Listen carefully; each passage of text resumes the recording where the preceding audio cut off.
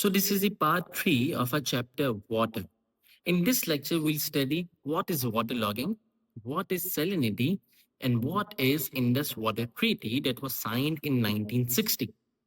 सबसे पहले हमें वाटर लॉगिंग समझनी है। वाटर लॉगिंग समझने से पहले हमें एक और टर्मिनोलॉजी समझनी पड़ेगी जो कि है वाटर टेबल। कि वाटर टेबल क्या होता है? वाटर टेबल आसान ज़बान में ये होता है कि ग्राउंड के नीचे कितना आपका एक वाटर आपको मिलता है, किस लेवल पे आपको वाटर मिलता है, जो आप डिगिंग के ज़रिए जब आप बोरिंग करते हो, जब लोकल कराची टर्मिनोलॉजी में आप करते हो बोरिंग, तो वो आप करते हो तो पानी कहाँ आपका नीचे मिलता है, उसको कहते हो वाटर टेबल। फॉर एग्ज़ाम्पल ये आपका ग्राउंड है और यहाँ पर आपका है ग्राउंड वाटर, यहाँ पर आपको आपका ग्राउंड वाटर मिलता है। तो इस लेवल को कहोगे वाटर टेबल। बस इतना सा कॉन्सेप्ट है, कुछ में मुश्किल नहीं है। The water table refers to the depth at which underground water is found beneath the surface.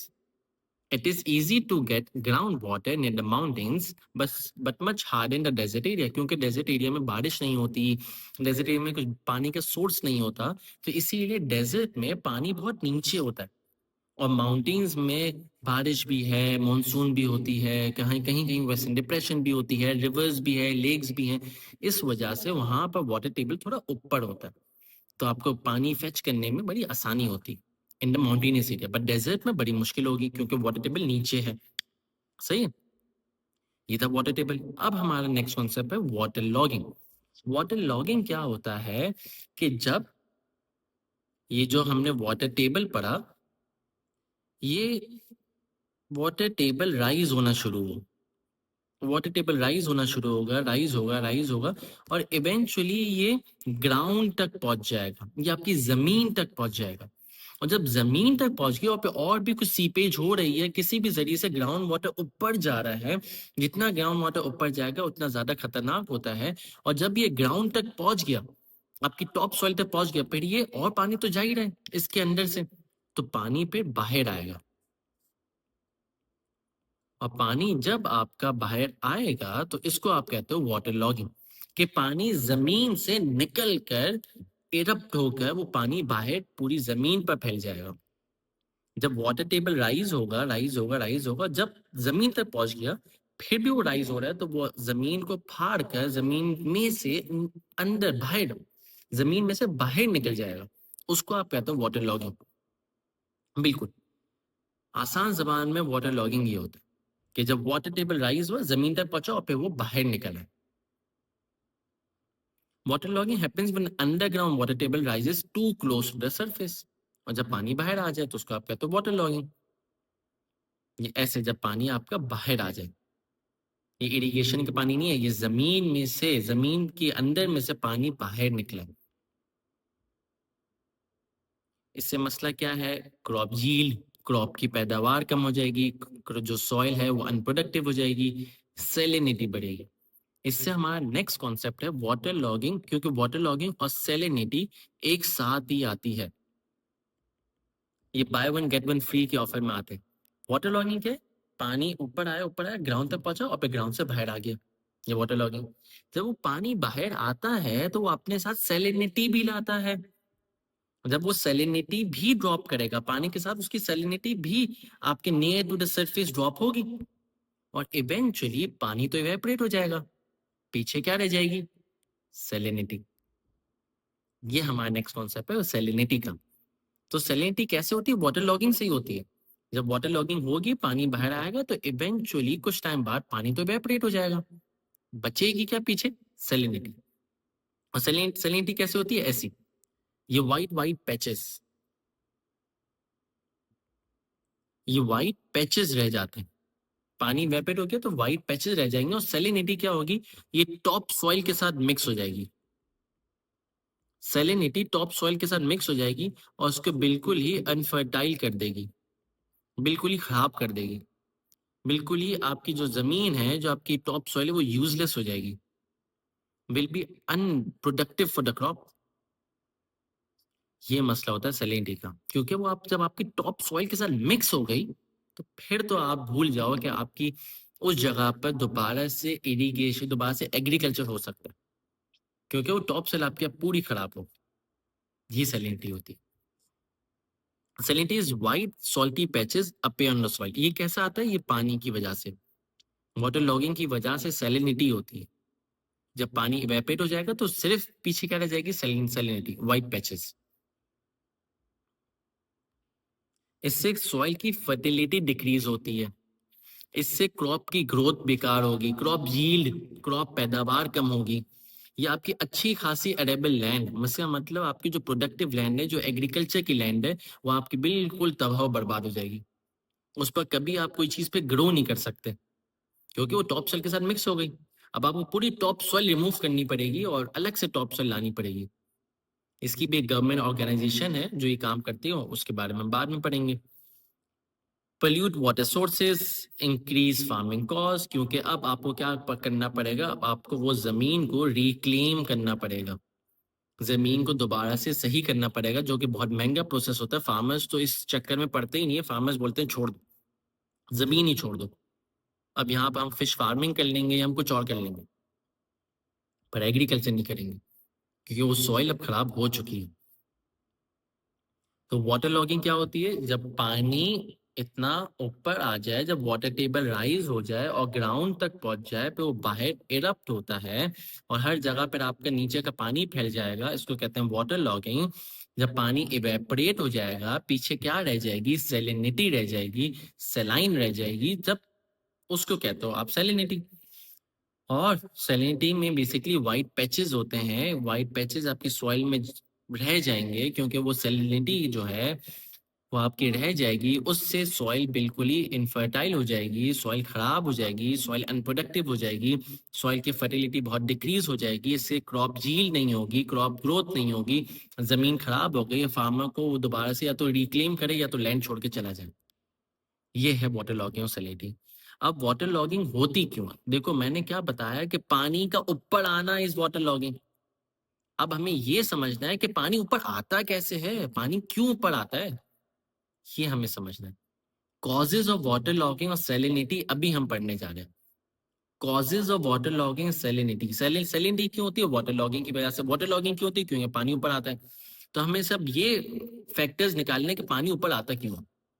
तो पानी ऊपर क्यों आ रहा है? क्योंकि पानी कहीं ना कहीं से सीप होता होगा, कहीं ना कहीं से इसकी सीपेज होती होगी।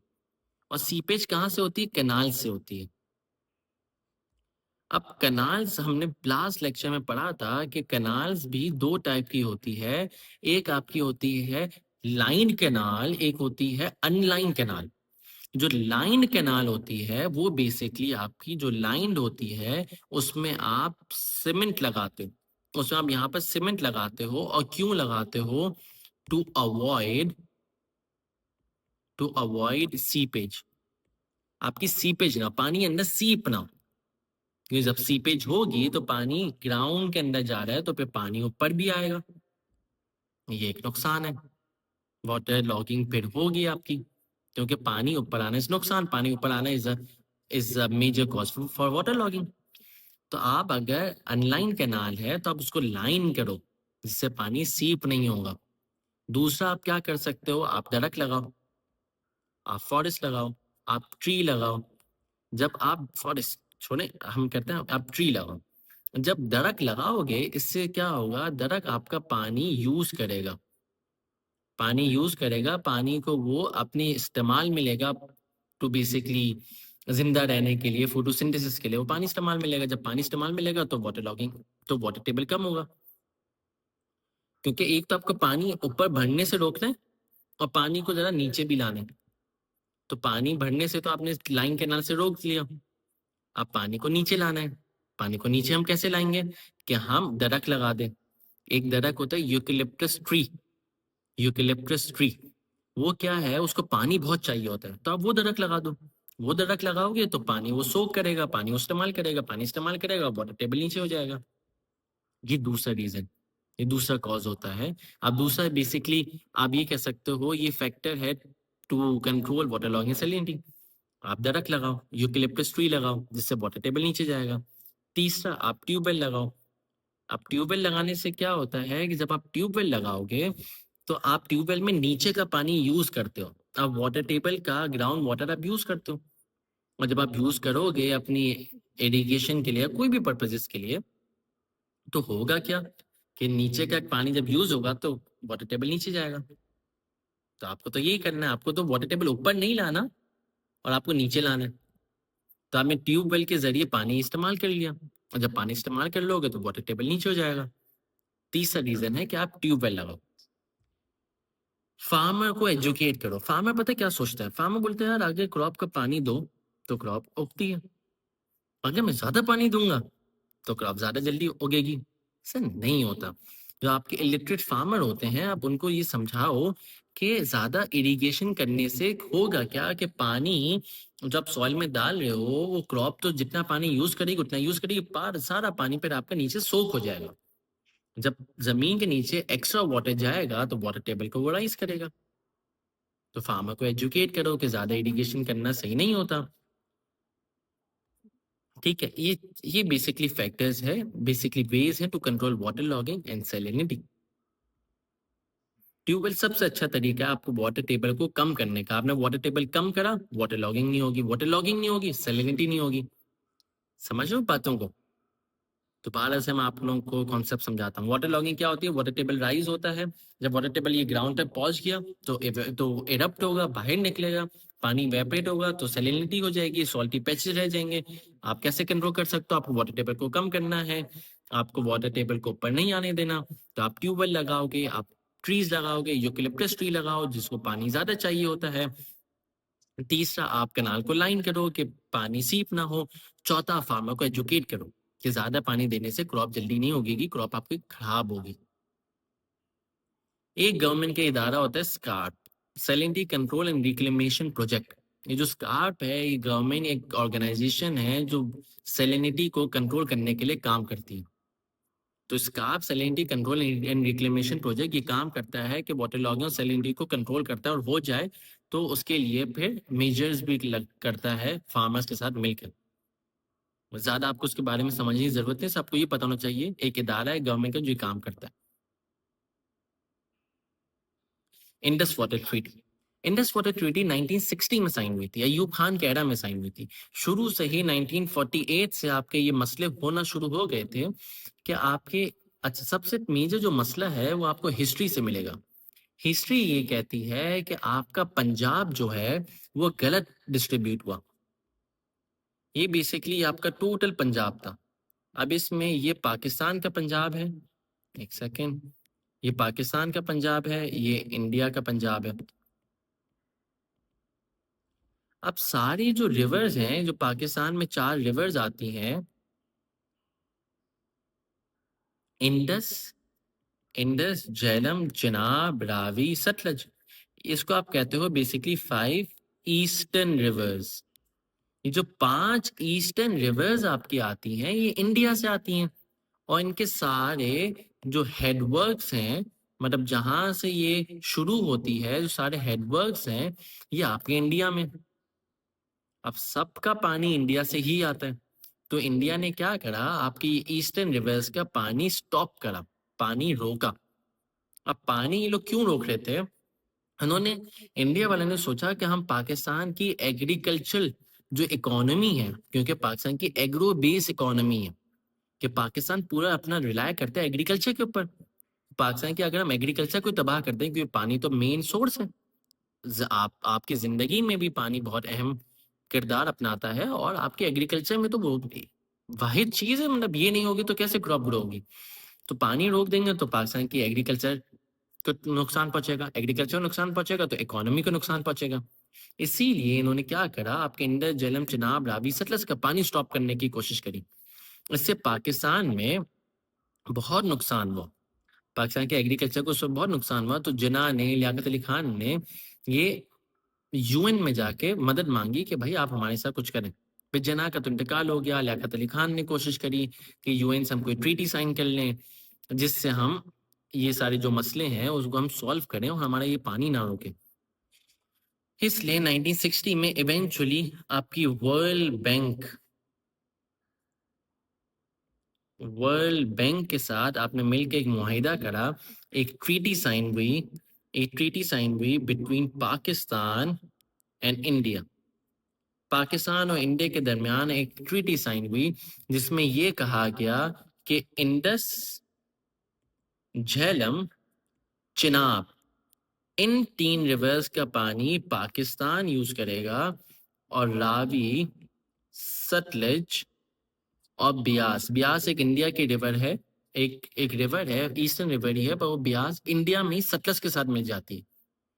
तो इसलिए हाँ, आपको नहीं पढ़ाया जाता क्योंकि वो आपकी रिवर ही नहीं है, क्योंकि वो ब्यास सतलज के साथ बिल्कुल इंडिया में मिलकर और फिर आती है, एक ही रिवर आती है सतलज। वो सतलज में ब्यास का भी पानी होता है। ये तीन रिवर्स का पानी इंडिया यूज करेगा। ये इंडस, झेलम, चिनाब का पानी पाकिस्तान यूज करेगा, रावी, सतलज, ब्यास का पानी इंडिया यूज करेगा। ये इंडस वाटर ट्रीटी आपकी साइन हुई बड़े सालों बाद 1960 में। आपकी ट्रीटी साइन हुई थी वर्ल्ड बैंक के साथ मिलकर, और इसमें यह था कि पाकिस्तान को दूसरी जो कंट्रीज हैं जैसे कि US, UK, West Germany, Canada, Australia, New Zealand and India, इन सब कंट्रीज ने पाकिस्तान को पैसे दिए थे कि पाकिस्तान अपने 2 डैम्स बनाए, जो पाकिस्तान ने बनाया तरबेला और मंगला। तरबेला और Mangla dam Indus water treaty के फंड्स की वजह से हमें मिले थे, क्योंकि एक अनफेयर ट्रीटी तो थी। ये सारी रिवर्स का पानी पाकिस्तान को यूज करना चाहिए था, पर इंडिया ने अपने पॉलिटिकल ग्राउंड यूज करके इंडिया ने रावी, सतलज, ब्यास का पानी खुद यूज करना चाहा। तो इंडिया ने और बाकी सारी कंट्रीज ने मिलकर आपको पैसे दिए और अपने पे टरबेला और मंगला डैम बनाया था। समझे? तो इंडस वाटर ट्रीटी क्या थी कि 3 रिवर्स आप यूज करोगे, 3 रिवर्स ये लोग यूज करेंगे, और इसी बात पर आपको टरबेला और मंगला डैम बनाने के पैसे मिले थे और फिर आपने टरबेला मंगला डैम बनाया था। ये था आपका इंडस वाटर ट्रीटी। ये आपकी नेगोशिएशन हुई थी 1960 में। ठीक है, ये आप मैप भी देख सकते हैं। मेन मसला ये आपका हिस्ट्री से मिलेगा आपको कि पंजाब की जो डिवीजन था वो गलत हुआ था। पंजाब का डिवीजन सही होता तो मसला आता ही नहीं, क्योंकि सारे आपके जो हेडवर्क्स है वो आपने इंडिया को दे दिए और वो हेडवर्क्स पाकिस्तान को मिलनी चाहिए थी, जिसकी वजह से इंडस वाटर ट्रीटी 1960 में हुई। ठीक है, ये हमारा आज का लेक्चर था। हमने आज के लेक्चर में क्या पढ़ा? वाटर लॉगिंग पढ़ा, सैलिनिटी पढ़ा, ways to control water logging, salinity पढ़ा, ये क्यों होती है, क्या होती है, ये सब चीजें हमने देखी। और हमने देखा Indus water treaty. Indus water treaty क्या थी। मिलते हैं नेक्स्ट लेक्चर में।